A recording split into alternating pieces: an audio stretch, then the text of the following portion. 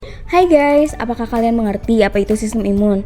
Sistem imun merupakan sistem pertahanan tubuh yang terbentuk dari organ-organ, jaringan, sel, dan molekul yang bekerja sama untuk membentuk respon imun yang dapat mengenal, melawan, mengeliminasi, dan mengingat ancaman dari patogen.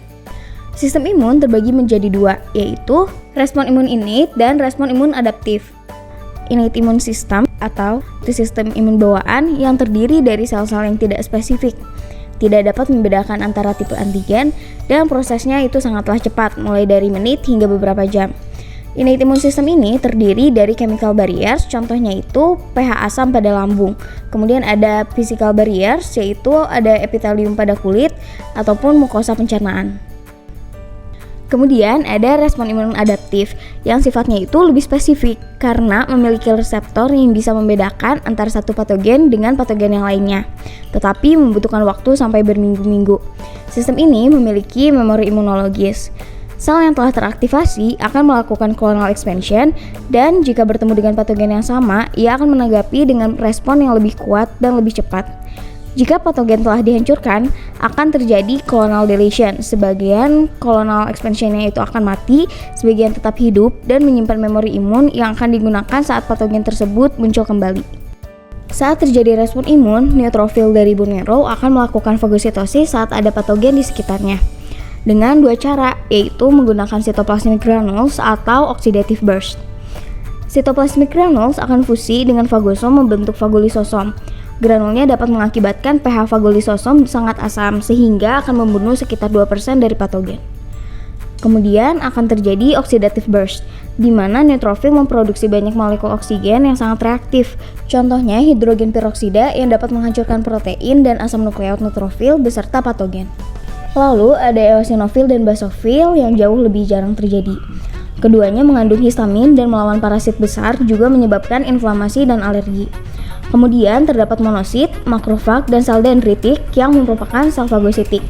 Mereka akan memakan patogen lalu menyajikan antigen dan mengeluarkan sitokin untuk membantu menarik antigen ke sel-sel kekebalan lain.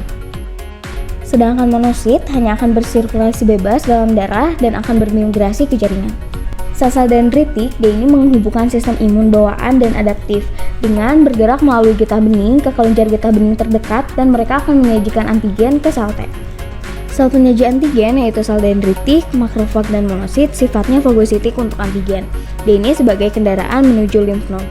Sekarang hanya sel T dengan reseptor yang dapat mengikat bentuk antigen spesifik.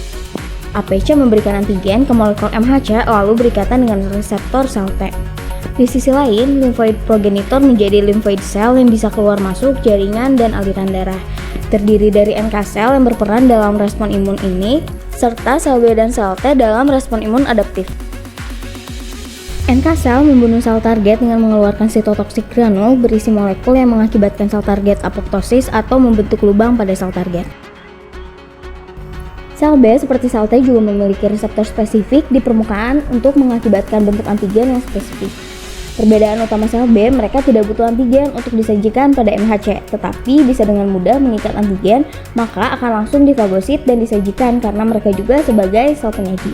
Seperti APC lainnya, sel B mengisi antigen ke MHC2 lalu menyajikannya ke sel T.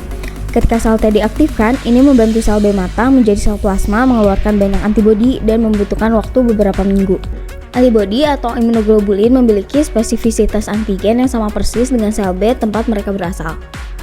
Antibodi hanyalah reseptor sel B dalam bentuk yang disekresikan, sehingga mereka dapat bersirkulasi dalam serum darah yang merupakan bagian darah non-seluler, melekat pada patogen dan menandai antigen untuk kehancuran. Dan yang terakhir adalah sel T yang merupakan antigen spesifik, bertanggung jawab terhadap sel yang dimediasi imunitas tetapi tidak mensekresikan reseptor antigen. Pada respon imun innate, sel T akan menjadi matur saat ada APC. Terdapat dua jenis sel T, yaitu CD4 dan CD8. CD4 disebut dengan helper T cell yang mensekresikan sitokin untuk membantu makrofag, sel B, serta NK sel, dan ia hanya dapat melihat antigen jika disajikan oleh molekul MHC2. CD8 disebut dengan cytotoxic T cell. Kerjanya sama seperti NK sel tetapi lebih spesifik. Ia membunuh sel yang menyajikan antigen spesifik pada molekul MHC1.